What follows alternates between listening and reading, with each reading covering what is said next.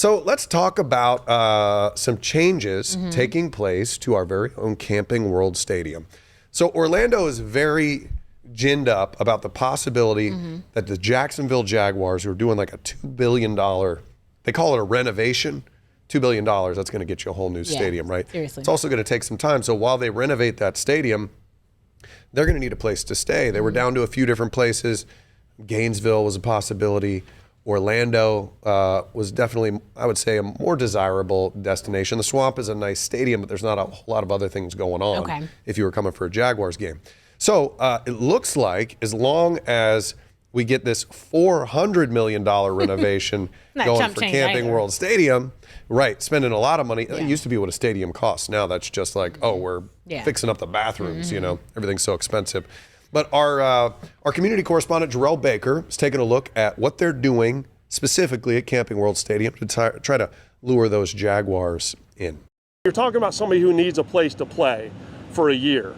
Our community sets up for that, but this new building will be ideal. Despite construction starting Wednesday, Florida Citrus Sports CEO Steve Hogan says there's still no official word that the Jags are coming to Orlando in 2027.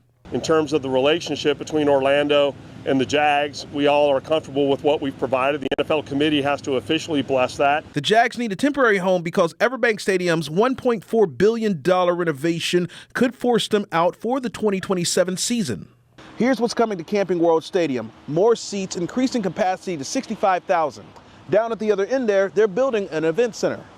And you may not be able to see inside, but they're installing a retractable stage for concerts. Total price tag, $400 million. Well, like it or not, this is happening, and they have to get it done within a tight deadline. Now, they need to get it done in the summer of 2027. That's right before the NFL season. I'm your Paramore Community Correspondent, Jarrell Baker. So a lot of people, including myself, are very hesitant for taxpayer money to be used to enhance stadiums that professional teams will go on to make a lot of money off of. I think these professional teams make tons of money, and yet consistently tax dollars are used to subsidize their stadiums. So you think the revenue from the teams needs to be the one funding these projects? You know, if you're a capitalist, that tends to be the way things go. Like, we don't say, oh, hey, you know, Amazon. Well, actually, we do. We do this as well, which also drives.